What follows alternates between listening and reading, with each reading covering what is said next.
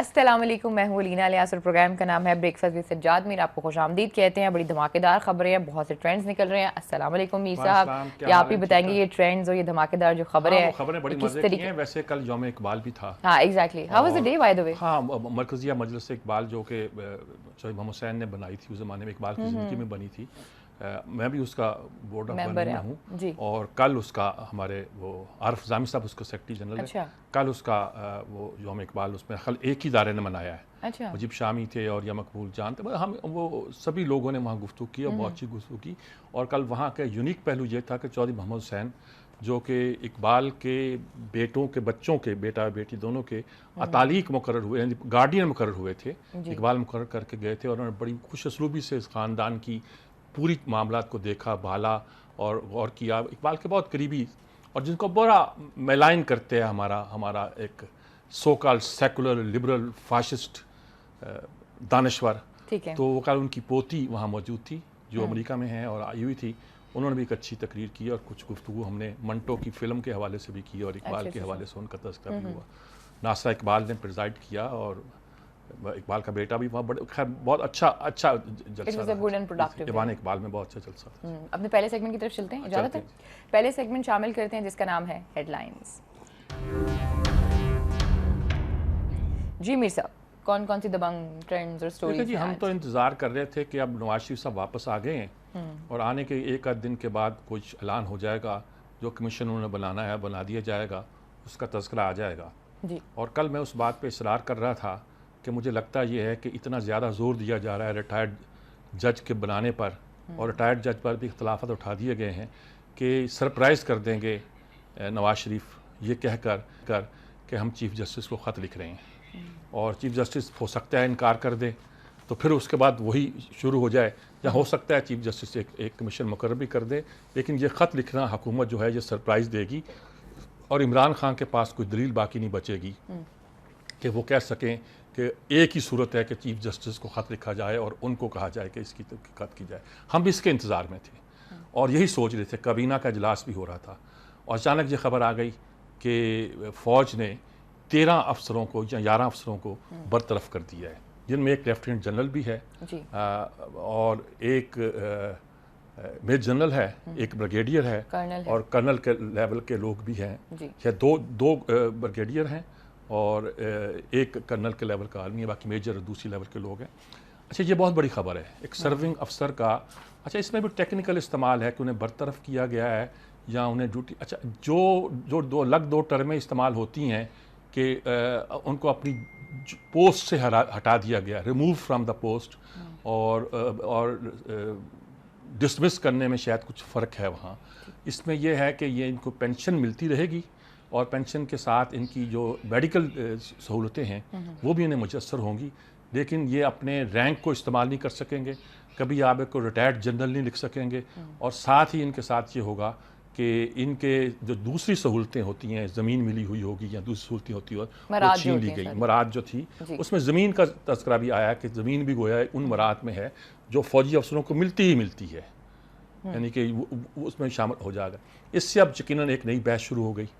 पहले तो कुछ लोग सहम गए कि फ़ौज ने अपने बंदों पे हाथ डाल के ये कह दिया है कि वो, और या मकबूल जान ने तो बड़ी मज़े की बात कह दी, वो तो खैर कम पे रुकते नहीं। उन्होंने कारोकारी केस में बलोचों में रवायत ये होती है कि पहले आप अपनी लड़की को मारते हैं फिर दूसरे के बंदे को मारते हैं जाके।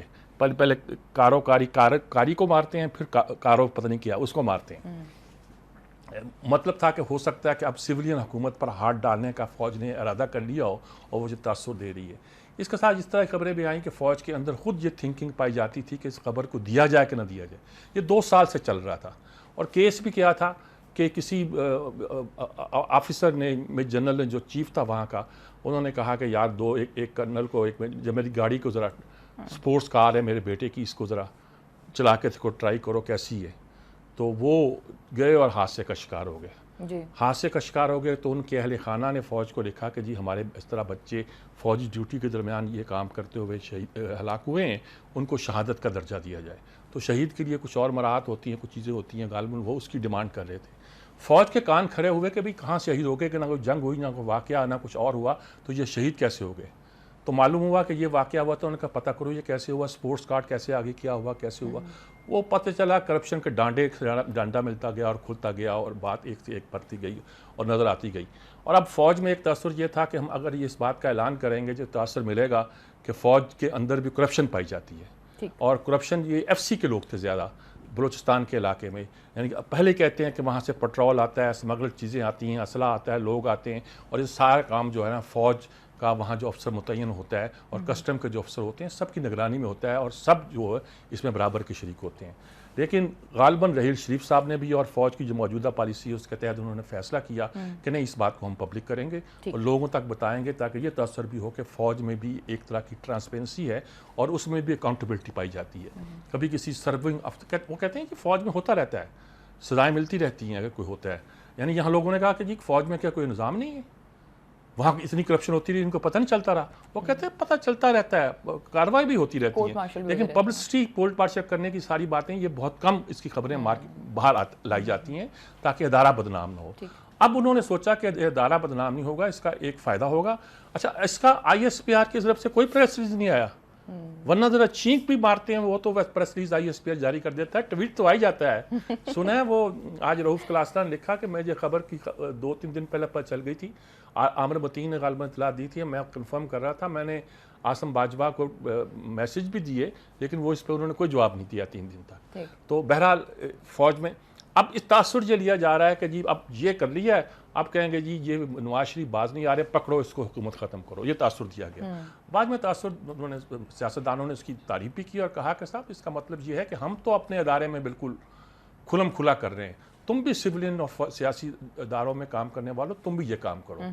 अच्छा, हुआ कि नैब का अदारा बना है, फ़ौज पे वो हाथ नहीं डाल सकती, नैब का अदारा जो है जजों पे वो हाथ नहीं डाल सकता, वो कहते हैं अपने फैसले हम खुद करेंगे।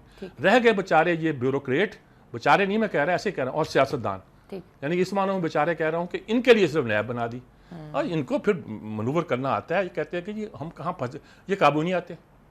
नैब का अदारा तो बदनीयती से बनाया गया ना, मुशर्रफ ने जब बनाया, मुशर्रफ ने जब इस अदारे को बनाया तो उसका मकसद ये था पैट्रियट ग्रुप बनाना, उसका मकसद ये था कि लोगों को काफ लीग में शामिल करना, उसका मकसद ये था पूरा जोर लगा के लोगों को तोड़कर पार्टियों की ऐसी तैसी करके एक वोट से जमाली को वज़ीर आज़म बना सके, सिर्फ एक वोट से। और उसके बाद ये मुसलसल एक तलवार थी जो लटक रही थी, और उसके जो सरबराह आए उनकी बड़ी तारीफें भी होती हैं, लेकिन उसका रिजल्ट ये निकला कि एक तो अब शाहिद अजीज ने तो पूरी कहानी लिख दी है, उसने DHA पे इंक्वायरी की थी लाहौर पर, और उसके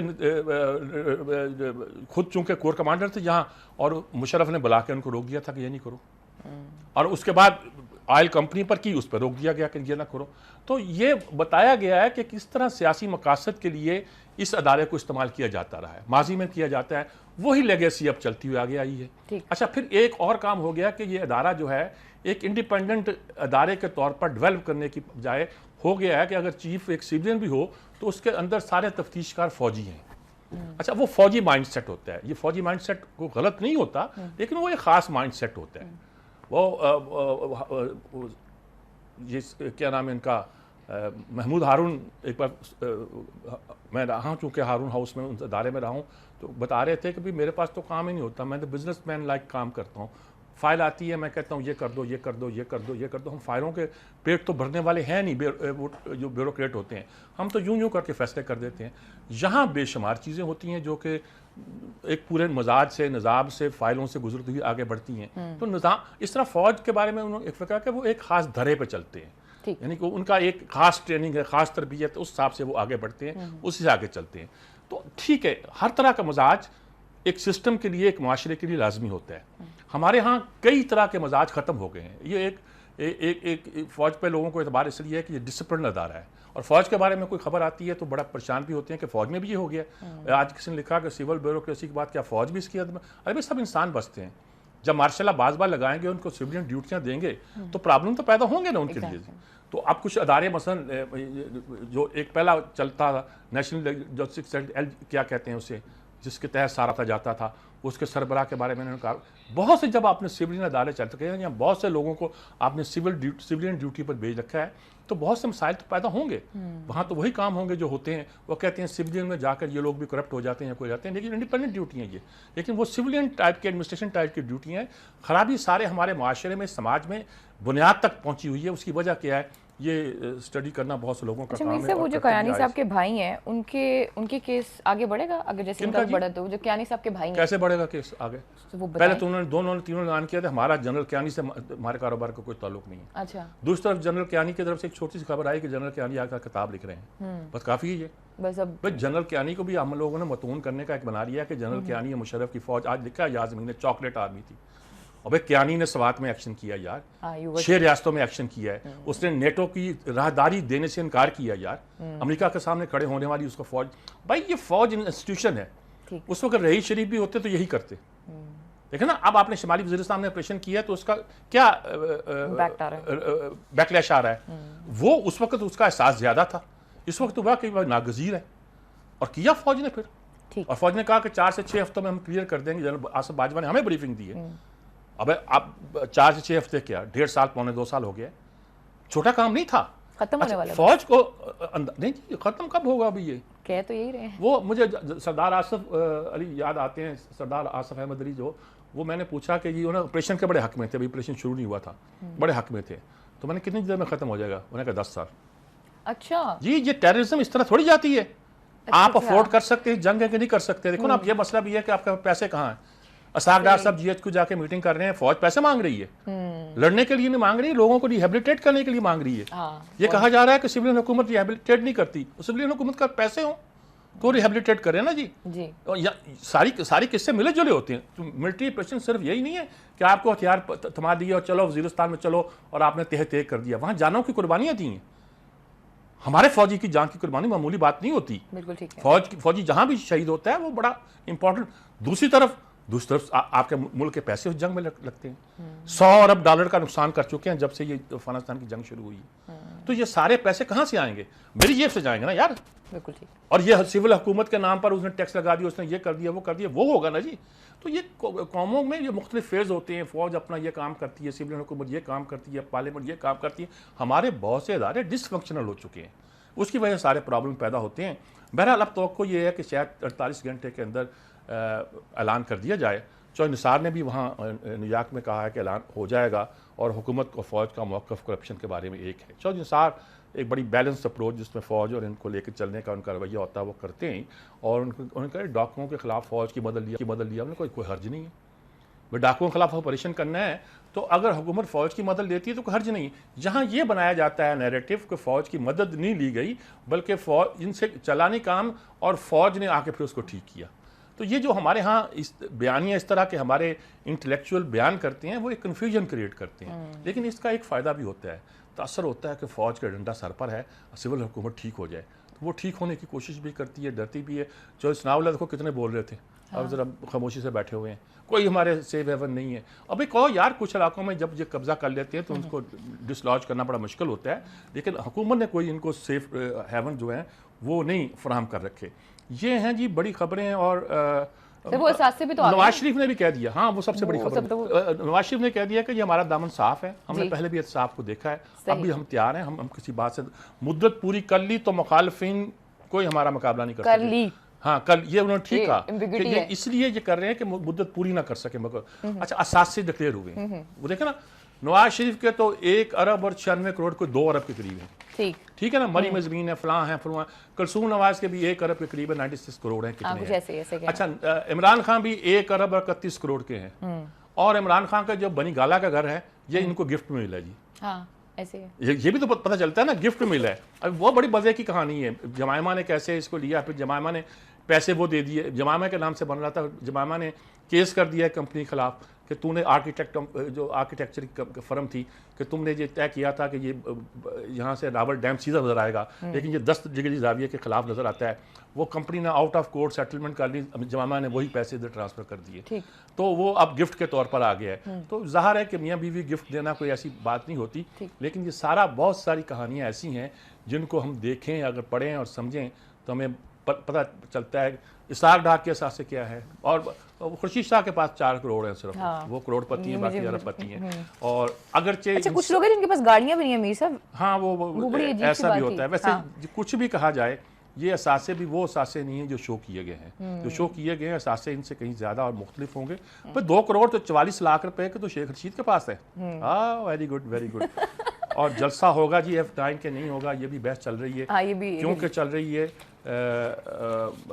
इसलिए चल रही है जनाब ये बहस जलसे की कि इंटेलिजेंस ने खबर दी है कि ये धरना देंगे और तंग करेंगे। हाँ हाँ हाँ, ये जलसे से धरने में कन्वर्ट हो हाँ, जाएगा। उन्होंने convert ये हो कहा जाएगा। कि एक बड़ी और आखिरी खबर ये है कि तय हुआ है पीपल्स पार्टी के दरमियान और मुस्लिम लीग नून के दरमियान कि ये इस्तीफे पे इस्तार नहीं करेंगे और मुस्लिम लीग अयान अली को जाने देगी। वाह वाह, तभी आजकल अयान अली की जो अयान सारी अली खबरें कितनी अहम हो गई है। हाँ, बिल्कुल अहम हो गई है। इसका मतलब उसके पास बहुत सी चीजें हो सकती कुछ हैं, होगी कंट्रोवर्सीज हो बात, सकती यकीनन होगी। हैं। डिस्कशन मजीद भी करेंगे, लेकिन फिलहाल वक्त हुआ एक छोटी सी ब्रेक का। Stay with us.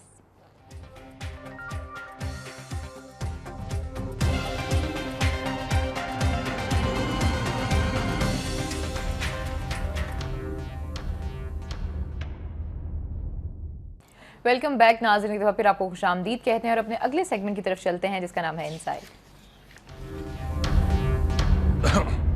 जी मीर साहब, कौन कौन से आर्टिकल? बहुत से आर्टिकल हैं जी। एक तो याज अमीर साहब हैं जी, वो कहते हैं कि ये जनरल उस्मानी जो है, ये जनरल उस्मानी नहीं, ये जो जस्टिस उस्मानी है, ये फ़ौज में रहे हैं।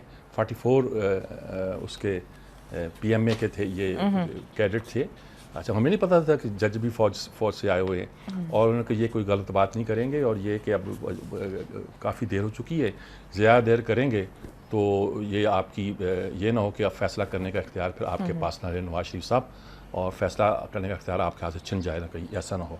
और वो बड़ी साफ कहते हैं कि एक तो रिटन कॉन्स्टिट्यूशन होता है जो लिखा हुआ आइन होता है, एक अनरिटन हकीकतें हैं। और हमारे यहाँ अनरिटन हकीकतें जो हैं वो बिल्कुल छुपी हुई नहीं है।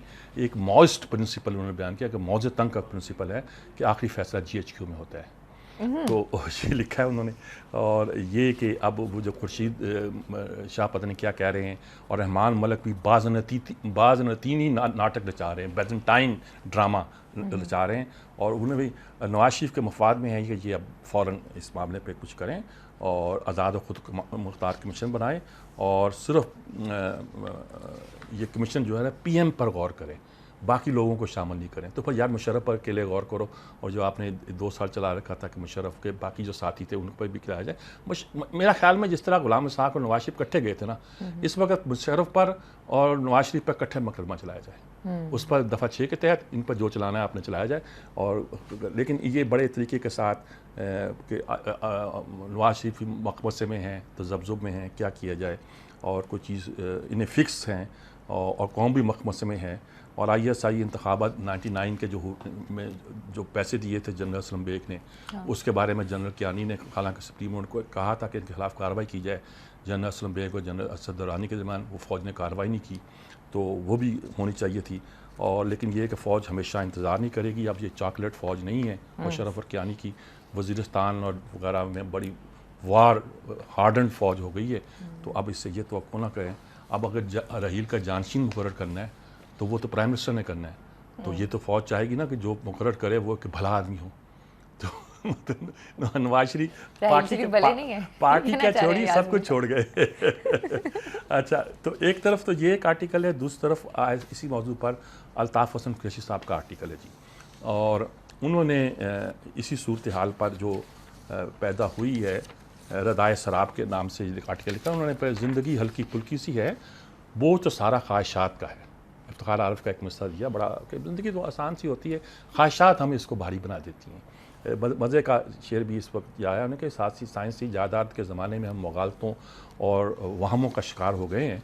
और हसन हुसैन के बारे में और मरियम के बारे में जो कुछ हुआ है इसके बारे में, और जो रूह मुस्तरब इमरान खान की है, वो चाहती है फ़ौरन कुछ किया जाए, कुछ करके रह जाए। पहले तो उन्होंने कहा ये कोर कमांडरों के नाम तक शाया करने पर पाबंदी थी, और कभी होता नहीं था कोर कमांडरों की मीटिंग हो रही है।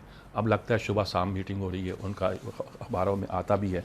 तो इस पूरी सूरत हाल के नतीजे के तौर पर एक ऐसी सूरत हाल पैदा हुई है जो हर लिहाज से जो है, और हमारी इस वक्त बहुत सी चीज़ें MQM PP के साथ इत्तेहाद, सियासत में तसलसल में खलल ना आए तो हम बात को आगे बढ़ा सकते हैं, लेकिन उन्होंने सियासतदानों को भी थोड़ा सा खींचा, कहा कि तो ये 2 आर्टिकल थे जो बुनियादी तौर पर मैं आपको कहना चाहता था। तीसरा सिर्फ औरिया का मैं आर्टिकल पढ़ दूँ, फिर उसके बाद वक्फा लेते हैं और फिर एक आधा आर्टिकल मैं और पढ़ूँगा कि इकबाल, यौम इकबाल के बारे में, दुश्मनान इकबाल के बारे में। ये उनकी पूरी तकरीर है, कल उन्होंने ऐसी ज़ोरदार तकरीर की कि मैंने कहा कि और ये पहले कर गया था, बल्कि हमेशा होता ये आजकल यहाँ पहले औरिया को तकरीर करनी होती है, यहाँ उसके बाद मुझे करनी होती है, या पहले मुझे करनी होती है फिर औरिया ने करनी होती है, तो बड़ा मुश्किल होता है। पहले तकरीर करना भी इसके मुश्किल है, इसके बाद तकरीर करना भी मुश्किल है। तो शामी साहब ने कहा कि वो भी ठीक कह दिया, लेकिन सजाद मीर के बाद तकरीर करना भी मुश्किल है। तो हम इसी में, लेकिन तकरीर उन्होंने जो की थी वो तकरीबन खुलासा इसका उन्होंने इसी में बयान किया कि मज़ार है, देखें बादशाही मस्जिद के बाहर, शाही किले के सामने एक मज़ार है। दूसरा मज़ार उसी दूसरे कोने में सिकंदर हयात का है, जो पंजाब के वज़ीर आज़म, इन्होंने वज़ीर आज़म लिखा है, उस ज़माने में वज़ीर आज़म हो गए थे, उसका मज़ार है। वहाँ कोई फातिहा पढ़ने नहीं जाता। इकबाल के मज़ार पर हर वक्त दुआओं की, कल मैंने जाना था, जुल्फ़िकार चीमा साहब ने बहुत से लोगों को बुलाया हुआ था, लेकिन इन फंक्शनों की वजह से बहुत लेट हो गए, तो वो लोग फातिहा के लिए वहाँ जाते हैं। अली हजवेरी का मज़ार है, हर वक्त लंगर भी चल रहा है, दुआएं भी चल रही हैं।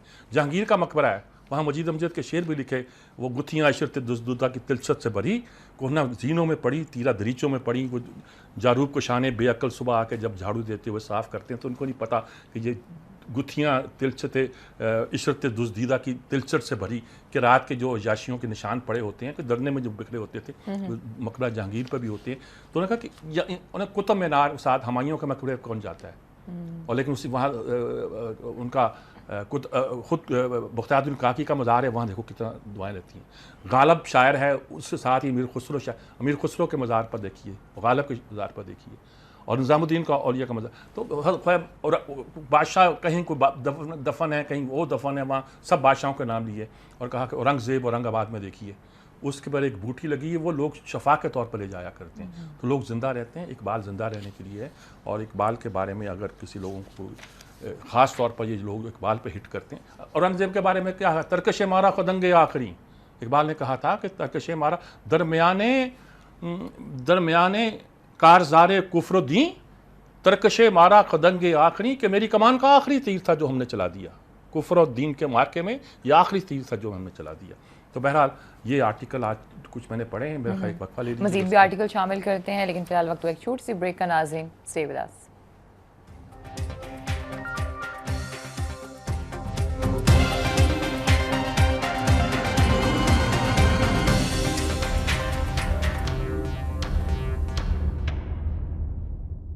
वेलकम बैक नाज़रीन, फिर आपको खुशामदीद कहते हैं। जी मीर साहब। ऑपरेशन ज़रब एहतसाब के नाम से आमिर खाकवानी ने लिखा है। अच्छा, हम तो कहते हैं कि नरमी कमख्वाब एहतसाब है, ज़रब एहतसाब कहाँ है। उन्होंने ये उनके जो हमारे एंकर्स हैं ना जी, ये कट गए हैं माशरे से। पहले शायद आम ही तबके से तल्लुक़ रखते थे, लेकिन ऐसा ऐसा अब दूसरी क्लास में चले गए हैं। लोअर मिडिल क्लास ही थे, मिडिल क्लास के होते हुए तो किसी और पहुँच गए। देखिए, एक होता है मार्क्सिस्ट कहते थे डी क्लास करना अपने आप को। आप बुर्जुआजी हैं तो अपने आप को प्रोलेटेरियत के साथ हम आहंग करें ताकि उनके मसाइल समझें। कुछ लोग होते हैं जो अपने आप को अगली क्लास में जम करना चाहते हैं। ये एक फिनोमेना होता है जो बहुत से लोगों में पाया जाता है और बहुत से मार्क्सिस्टों में पाया जाता है। ये आग हो गया कि हम ऊपर वाली क्लास में देखते हैं, हम ब्रांडेड चीज़ें पहनते हैं, हमें पता है कहाँ का इस्तेमाल है, हमारी घर वहाँ है जहाँ कुशादा सड़कें हों ताकि हमारी गाड़ियाँ जा सकें, हमारे रेस्टोरेंट जहाँ हम बड़े बड़े टैक्स देते हैं वहाँ हम जाते हैं, हर चीज़ हमारी बदल जाती है। यानी कि इनको आवाम का पता ही नहीं है। और भाई जो ख्वाबों वाबों से बैठ के खाना ना खाते हो ना जी, और फुटपाथ पे बैठ के छोले खाना जानते हो ना, वो नहीं जान सकते कल्चर क्या होता है, वो नहीं जान सकते आवाम का दुख दर्द क्या होता है। ये फिक्रे बीच में खाने पीने वाले मैंने लगा दिए हैं। असल में आप जब आवाम से कट गए हैं और बैठे हुए एक एयर कंडीशन कमरे में बहस कर रहे हैं, गुफ्तगू कर रहे हैं, तो आप क्या बयान करेंगे किस्सा। तो उन्होंने कहा कि निज़ाम गल सड़ गया है, ये है कुछ बहुत सी। कुछ लोग कहते हैं आइडिज़म है, इस्लाम को चलना चाहिए। कुछ लोग कहते हैं कि करप्शन जो है सानवी से रखती है, असल चीज़ कुछ और भी है।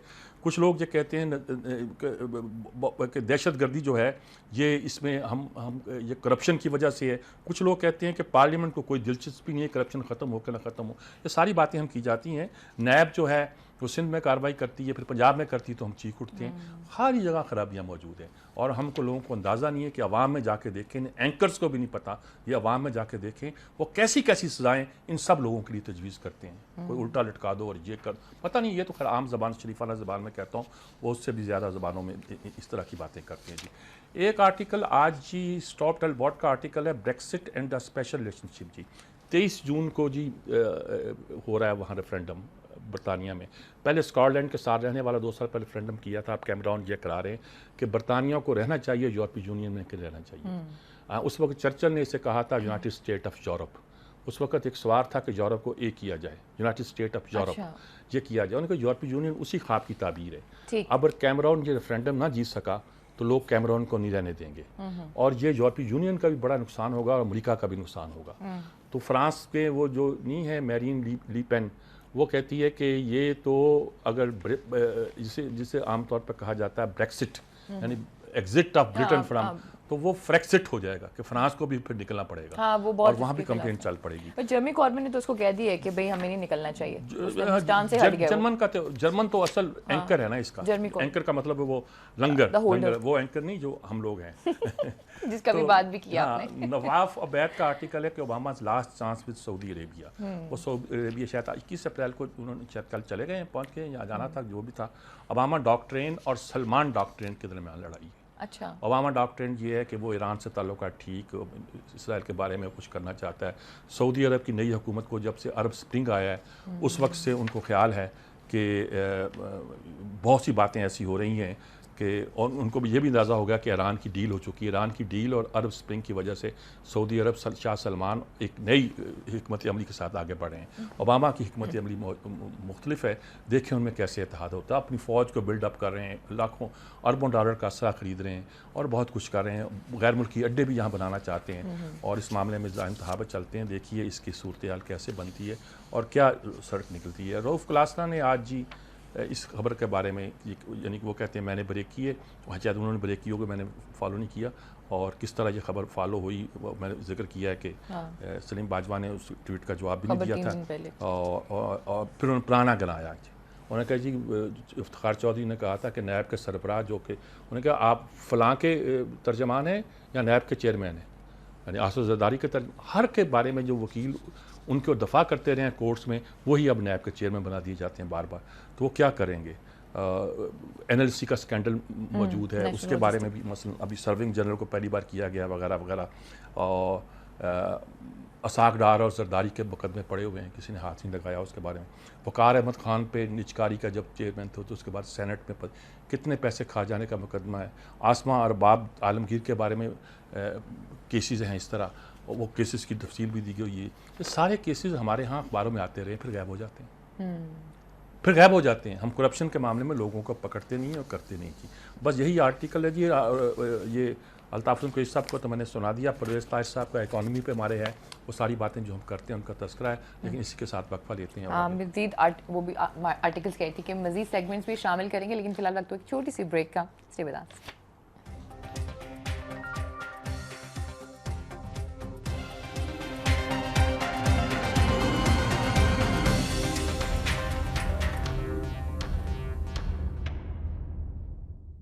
वेलकम बैक नाज़रीन, एक दफ़ा फिर आपको खुशामदीद कहते हैं और अपने आखिरी सेगमेंट की तरफ चलते हैं जिसका नाम है इनपुट।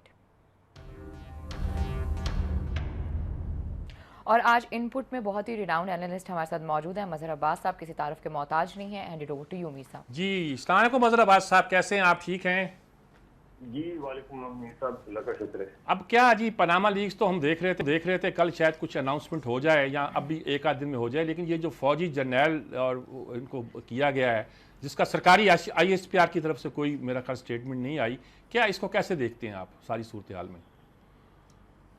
नहीं, इसको अब मैं अगर आप थोड़ा लेटर नोट में ले तो इसको जनरल लीक कह सकते हैं हम इसको। अच्छा।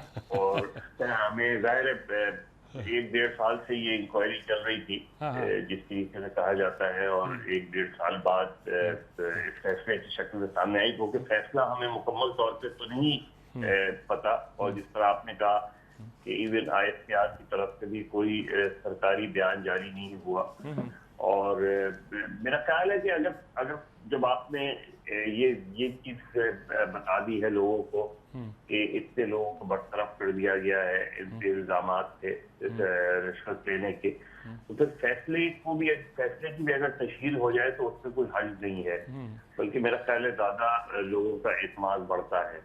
लेकिन ये यकीनन जनरल राहिल शरीफ की जो इमेज है उसमें इजाफा हुआ है, और एक मरतबा फिर जो सियासतदान हैं और हमारे हुक्मरान हैं उनके लिए ये लम्हा फिक्रिया है कि अब बारी उनकी है। अगर उन पर इल्जामात हैं तो वो उन चीज़ों की शफाफ तहकीकात हो, और अगर जाहिर है उन पर ये इल्जामात गलत हैं तो फिर उससे उनका इमेज बढ़ेगा। बल्कि ये काम तो बहुत पहले मियां नवाज शरीफ को कर देना चाहिए था कि अपोजिशन को इत्मीनान में लेके आप एक शफाफ इंक्वायरी ऑर्डर कर देते। लेकिन मेरा ख्याल है काफी ताखीर हो गई। लेकिन कहा यह जा रहा है कि अगले 24 घंटे में गालिबन वजीर आजम Nawaz Sharif chief justice of Pakistan को खुद लिख देंगे। अच्छा, मेरा ख्याल में ये मैं कल परसों भी कह चुका हूँ 2 बार कि अभी इतना जोर दिया जा रहा है रिटायर्ड जज पर, और दूसरी तरफ से इमरान खान जोर दे रहे हैं कि चीफ जस्टिस को लिखा जाए, तो आखिरी ऑप्शन के तौर पर, सरप्राइज़ के तौर पर जब नवाज शरीफ कहेंगे कि चीफ जस्टिस को लिखा जा रहा है तो शायद इमरान खान के पास उसका कोई तोड़ ना हो। तो क्योंकि ऐसी सूरत हाल पैदा नहीं होगी कि ये भी उन्होंने स्मार्ट प्ले किया है कि तासुर दिया कि वो तो रिटायर्ड पर इसरार करेंगे, आखिर में चीफ जस्टिस पर वो मान गए। हाँ, लेकिन ये सब इस वक्त की सूरत हाल है कि अब अगर वो चीफ जस्टिस को खत लिखेंगे भी तो एक तरीके से इनिशिएटिव हुकूमत ने अपना खो दिया है, और आम लोगों को यही तासुर जाएगा कि ये फौज के दबाव में या अपोजिशन के दबाव में उन्होंने ये काम किया है। तो जो काम वो आज से 1-1.5 हफ्ता या 2 हफ्ते पहले कर सकते थे, वो जब अब करेंगे तो अब ये क्रेडिट जो है ये वजीर आजम को नहीं जाएगा। अब ये क्रेडिट हुकूमत को उस तरीके से नहीं जाएगा जिस तरीके से शायद पहले जा सकता था।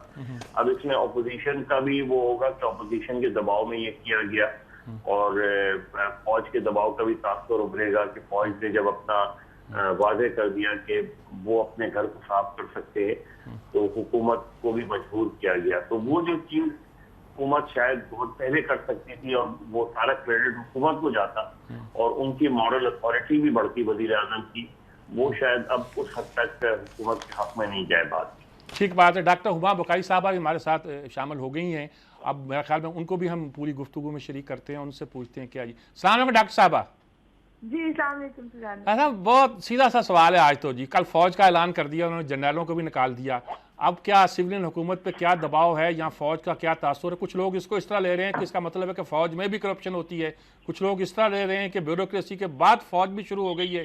कुछ लोग ये लेते हैं कि उन्होंने ये करके गोया एक दबाव डाला है सिविलियन हुकूमत पर। कुछ लोग ये कहते हैं कि फौज में ये वाक़यात पहले भी होते रहते हैं लेकिन उसका ऐलान नहीं होता था, खास इस वक्त ऐलान का क्या, सारे बातें की जा रही हैं। आप इसको कैसे लेते हो? देखिए, फौज के हवाले से भी एक तासुर बन रहा था और नवाज शरीफ साहब भी और बहुत सारे इनके वज़रा भी ये बात एक दिन पहले तक दोहरा रहे थे जब ये डिस्क्लोजर हुआ है कि इन जनरलों को निकाला गया है कि जी करप्शन हर जगह होती है, फौज में भी करप्शन है और मुकद्दस गाय कोई नहीं, अगर एहतसाब हो तो सबका हो। ये बात बहुत सुनाई दे रही थी। तो कल जब देखिए फौज में एहतसाब होता था, इससे पहले भी दो 3 स्टार जनरल्स की इन्वेस्टिगेशन हो रही थी और उनके ऊपर एक्शन हुआ था जो क्यानी साहब के भाई थे, उनके साथ जिनकी इन्वॉल्वमेंट थी। फिर इसी तरह एक और जनरल साहब थे जिन्होंने किकबैक लिया था, उनके लिए पे भी एक्शन हुआ था। हाँ, फौज ने कभी इस तरह अपने लोगों को पब्लिक नहीं किया। इस तरह जिन जनरल्स के खिलाफ या जिन फौजी अफसरों के खिलाफ एक्शन हुआ उनकी तस्वीरें मीडिया पे नहीं चली। तो ये अनप्रेसिडेंटेड था, ऐसा कभी नहीं हुआ था। तो जाहिर है इसकी वजह से एक हंगामा मच गया और वाहवाह हो गई। राहिल शरीफ साहब ने कहा क्या आपने बिल्कुल एक अनप्रेसिडेंटेड काम कर दिया, लेकिन उन्होंने उस इम्प्रेशन को कम्प्लीटली डिस्पेल कर दिया कि जी फौज जो है वो अपना एहतसाब नहीं करती।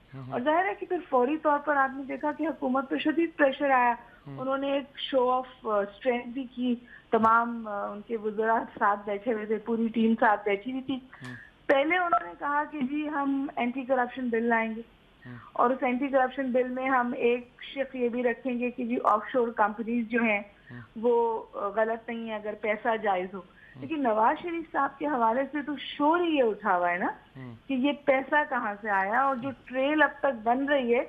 देखिए, ये जो उन्होंने खत लिखा है चीफ जस्टिस को, ऑलरेडी बहुत इसको आप मीडिया ट्रायल कहते हैं, इसको आप इन्वेस्टिगेटिव जर्नलिज्म कहते हैं, एक सूरत हाल स्टैब्लिश हो गई है कि कहीं गलत बयानी से काम लिया गया है। और कहीं फैक्ट्स को फर्ज किया गया है और कहीं चीजें डिक्लेयर नहीं की गई। तो अब और दूसरी बात यह है कि फौज की तरफ से ये आना आईनी तो नहीं है, लेकिन अगर चीफ जस्टिस की तरफ से कुछ आता है, जब उन्होंने मजबूरी में खत लिख दिया है, और जाहिर है बिल्कुल सही कह रहे हैं मजहर कि इम्प्रेशन ये बना है कि खत अब मजबूरी को लिखा गया है। बहुत 15 दिन हो गए थे, मुस्तकिल कहा जा रहा था कि भाई आप कोई, लोगों ने रेजिग्नेशन दे दिए, दुनिया में अपनी डिक्लेरेशन सामने ले आए, आप यही नहीं फैसला कर पा रहे थे कि तरीका कार क्या होगा इस मसले को हल करने का। तो जाहिर है सुखाई तो हुई है, हुकूमत की वीकनेस तो सामने आई है। देखिए दो चीजें, दो सिनेरियोज मुझे ज़ाती तौर पे उभरते हुए नजर आते हैं। कुछ ना कुछ करना पड़ेगा, एक मोमेंटम है जो बिल्ड हो गया है और इस मोमेंटम के रिस्पॉन्स में कुछ ना कुछ होगा। सॉफ्ट चेंज भी आ सकती है और बहुत हार्ड मुश्किल चेंज भी आ सकती है। अच्छा, आप चेंज एक्सपेक्ट कर रहे हैं, चाहे हार्ड हो चाहे सॉफ्ट हो? मेरा ख्याल है कि कुछ ना कुछ बदलाव आएगा। हो सकता है कि इसकी वजह से प्रेशर रिलीज आ जाए और कोई सॉफ्ट शिफ्ट आए, या अगर जो इन्वेस्टिगेशन होती है और जो चीजें बाहर आती हैं वो बहुत ग्लेयरिंग होती हैं, तो फिर शायद हमें किसी बहुत मुश्किल चेंज के लिए भी तैयार है। अच्छा, मतलब अब्बास साहब आप क्या कहते हैं? ये तो बड़ी मुश्किल बात कर रही है, लेकिन एक सवाल मैं आपसे और करना चाहता हूँ, आप दोनों से ही, पहले आपसे ही करता हूँ। ये जो असासों की लिस्ट आई है, जिसमें नवाज शरीफ के भी असासे बहुत बताए गए हैं, इमरान खान के भी हैं, बनी गाला का घर उनको तोहफे में मिला है, बहुत सी बातें उस हवाले से भी, और लोगों के नाम भी आए, इस पर क्या हमारा तासुर बनता है जी? खुर्शीद शाह बेचारे कोई 4 करोड़ के हैं सिर्फ, तो बाकी सारे एक तो ये कि इलेक्शन कमीशन को ये भी चाहिए, ये तो वो असाफाजात हैं जो डिक्लेयर किए गए हैं, जो मेंबरान हैं, इसकी तहकीकात भी होनी चाहिए कि ये असाफाजात जो डिक्लेयर किए गए हैं ये सही भी हैं या गलत हैं, और अगर गलत है तो उसके मुताबिक इलेक्शन कमीशन का यही मसला रहा है हमारे यहाँ। जिस तरह आपके पिछले प्रोग्राम में भी मैंने कहा था कि अगर हमारे 3 इदारे इंतहाई गैर जानिबदार और मुस्तहकम हो तो आपको कभी भी प्रॉब्लम नहीं होती। एक नैब का इदारा आपका, एक FBR खास तौर पे, और तीसरा इलेक्शन कमीशन ऑफ पाकिस्तान। अगर ये हो तो आपके जो खासतौर पे पब्लिक सर्वेंट्स के मामलात हैं ये बहुत हद तक दुरुस्त हो जाएं। ये लेकिन मगर मैं आपसे कतई कलामी की माफी चाहती हूँ, लेकिन एक सवाल तो यहाँ उठता है ना, ये एसेट्स कहाँ से आए का सवाल बाद में उठेगा। जो लिस्ट जारी हुई है वो डिक्लेयर्ड एसेट्स है ना, जी तो पहला सवाल जो पहली फिल्टरिंग होगी वो तो उन लोगों की होगी ना जिन्होंने डिक्लेयर ही नहीं किया कि ये सामान उनका है, और पता चल रहा है। जी वही मैं कह रहा हूँ कि असल में जब जिस तरह मैं आपको बताऊं कि इलेक्शन के दौरान 2013 के इलेक्शंस में ये बात तय हुई थी कि ये बताया जाए, ये जो भी कैंडिडेट होगा और जो भी जमात होगी वो जब इश्तिहारात देगी अखबारात और टेलीविजन को तो उसका अलग अकाउंट खोलेगी और उस अलग अकाउंट से दिए जाएंगे। लेकिन पूरे इलेक्शन हो गए, बाकायदा कैश और ये भी कहा गया था कि क्रॉस चेक से पेमेंट होगी, लेकिन मैं इस चीज का विटनेस हूं कि कैश पेमेंट्स हुई हैं, कैश पेमेंट्स दी गई हैं सियासतदानों की तरफ से अखबारात को भी और टेलीविजन चैनल्स को भी इश्तिहारात की मद में इलेक्शन के दौरान। लेकिन उसके बाद उसका कोई हिसाब नहीं लिया गया इलेक्शन कमीशन की तरफ से। तो ये हमारी एक बदकिस्मती है। लेकिन एक तासुर और भी है। देखिए, जब जनरल मुशर्रफ वाला मसला हुआ उनको बाहर भेजने का, तो उसमें लोगों के बारे में और एक आम परसेप्शन जो है वो फौज के बारे में बहुत अच्छा नहीं गया। उसमें यही गया कि एहतिसाब सबका नहीं होता और जनरल मुशर्रफ को रिलीफ दे दिया गया। और आप देखें और कुछ नहीं तो एयान अली ने भी ये सवाल उठाया कि अगर जनरल मुशर्रफ का नाम ECL से निकाला जा सकता है तो मेरा नाम क्यों नहीं निकाला जा सकता। और अगर आप उसको देखें तो वो गलत स्टेटमेंट नहीं है, क्योंकि जनरल मुशर्रफ पे बहरहाल एयान अली के खिलाफ जो केस है उससे बहुत ज्यादा संगीन केस मतलब साहब आज तो वैसे एक और खबर भी आई है कि एयान अली को बाहर जाने दिया जाएगा और उसके बदले में पीपल्स पार्टी जो है वो वजीर आजम के इस्तीफे पर इसरार नहीं करेगी। ये भी बड़ी अजीबोगरीब खबर मैंने देखी है अखबार में जी। दोनों का क्या ताल्लुक? तो और भी बहुत से प्रॉब्लम है ना मीर साहब जी। मतलब ये देखिए ना सज्जाद मीर साहब, कल उन्होंने परवेज मुशर्रफ साहब ने कहा कि अब ये तमाम सियासी जमातें जो हैं मिल जाएंगी और फौज के खिलाफ खड़ी हो जाएंगी और जमहूरियत को खतरा हासिल हो जाएगा। मैं आपके तवज्जुह से ये बात कहना चाह रही हूँ कि मुझे लगता है कि जून जुलाई तक ये सिचुएशन और भी मुश्किल हो जाएगी, क्योंकि 10 लोग और हैं जिनके नाम फौज के अंदर से जिनके नाम अभी आ जाएंगे और 200 लोग अंडर इन्वेस्टिगेशन हैं। तो ये जो मुशर्रफ साहब का मामला है ये मान पड़ जाएगा, फेल हो जाएगा उसके मुकाबले में जिस तरह की पब्लिक अकाउंटेबिलिटी अब फौज कर रही है। और फिर प्रेशर होगा 360 डिग्रीज हर तरफ। तो ये जो हमारा कल्चर ऑफ करप्शन था ना, उसके डेंट पड़ा है। बस ये मैं गुजारिश जरूर करूं। अच्छा, आप क्या कहते हैं मदर अब्बास साहब, ये जो इन्होंने देखिए इसमें बिल्कुल हम ठीक कह रही हैं और ये बहुत अहम है। जैसे मेहरान बैंक है जिसका फैसला सामने है, जिसमें डिक्लेयर किया गया कि 1990 के इंतखाबात जो है वो रिग थे, जिसमें ये डिक्लेयर किया गया है कि जो पैसा सियासतदानों में तकसीम किया और उसमें उस वक्त के ISI के सरबराह जनरल असद दुरानी और जनरल असलम बेग के नाम मौजूद हैं, और जिन सियासतदानों ने पैसे लिए उनकी इंक्वायरी अब दबा दी गई है, जो FIA कर रही थी इंक्वायरी। तो ये तो बहुत ही ब्लैंकेट केस है और सबसे बेहतरीन केस है सिविल और मिलिट्री में उन लोगों के खिलाफ कार्रवाई करने का जिन्होंने पैसे दिए, जिन्होंने पैसे तकसीम करवाए, जिन्होंने पैसे लिए और अपने जाली अकाउंट्स में उसको जमा करवाया, और जिन सियासतदानों को पैसे दिए गए उनमें से सिर्फ सैयद आबदा हुसैन ने ये इतराफ किया कि जी मैंने पैसे लिए थे।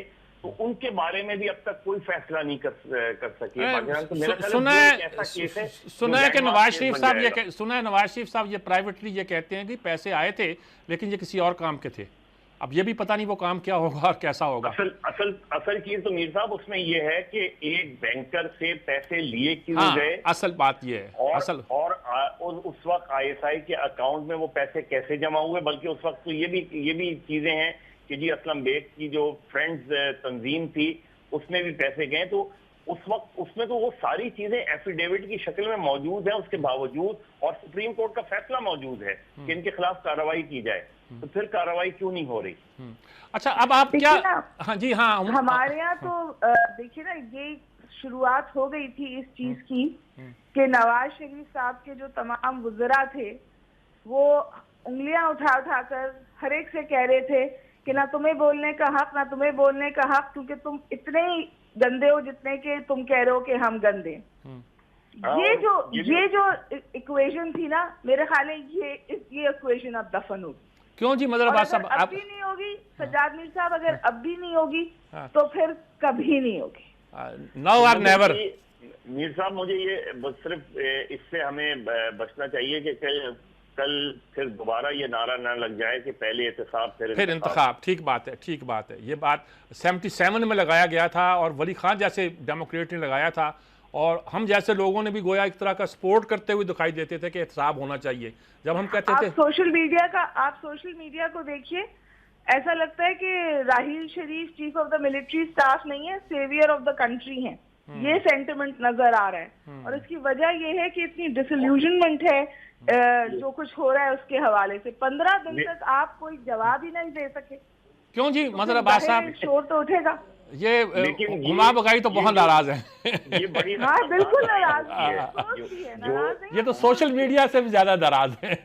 जो हुमा कह रही हैं ये बड़ी खतरनाक लाइन भी होती है कि जब आप पॉपुलैरिटी के उस नहज पे पहुंच जाते हैं तो कहीं खतरा ये होता है कि आप ओवर एम्बिशियस ना हो जाएं, और वो जब आप ओवर एम्बिशियस होते हैं तो ये कैसी खतरनाक चीज होती है, क्योंकि ये आपकी पॉपुलैरिटी को, अगर कोई आप एडवेंचर कर लें तो ये आपकी पॉपुलैरिटी को आपको हीरो से जीरो बना देती है।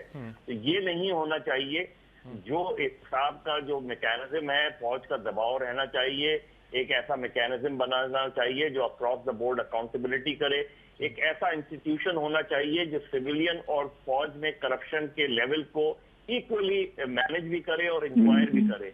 ये नहीं हो सकता कि फौज का अपना एहतसाब का मैकेनिज्म हो, सिविलियंस का अपना हो, तो फिर तो वही हो जाएगा कि फौज। एक्चुअली मगर जिस चीज का मुझे खौफ है, और सज्जाद साहब आपकी इजाजत से, वो ये है कि बिसात नहीं उल्टेगी। अच्छा। लेकिन जो सियासी अनासर हैं वो मजीद कमजोर हो जाएंगे। वो अपनी पॉलिटिकल स्पेस इस हद तक कंसीड कर देंगे कि हमारे यहाँ जमहूरियत मजाक बन जाएगी। कोई हाँ, पॉलिटिकल स्पेस नहीं होगी उनके पास इस कुछ बात भी का अपनी मर्जी से करने के लिए। जी हाँ, इस बात का खदशा हमेशा रहता है और लोग इसी से डरते हैं और कोशिश करते हैं, एक तो फौज की इंटरवेंशन ना हो, और नंबर 2 बात यह है कि खुद सियासतदान इतने कमज़ोर ना हो जाएं कि वो अपने आप को जेन्युइनली भी असर्ट ना कर सकें। लेकिन साथ ये भी ख्वाहिश है कि करप्शन भी ना हो, चाहे वो जमहूरियत के नाम पर हो, चाहे किसी और के नाम पर हो। थैंक यू वेरी मच जी। वक्त चूँकि ख़त्म हो चुका है, इसलिए हम आपसे इजाज़त चाहते हैं। आपका बहुत शुक्रिया जी। वंस अगेन बहुत बहुत शुक्रिया हुमा और मज़हर अब्बास साहब हमारे साथ मौजूद थे। बहुत ही अच्छा एनालिसिस किया तीनों ने। उम्मीद है कि आने वाले दिनों में मज़ीद इस तरह के एनालिसिस जो है वो हम आप लोगों के साथ शेयर करेंगे। आज के लिए इतना ही। अपना बहुत ख्याल रखिएगा। मंडे को फिर मुलाकात होगी, तब तक के लिए अल्लाह हाफ़िज़।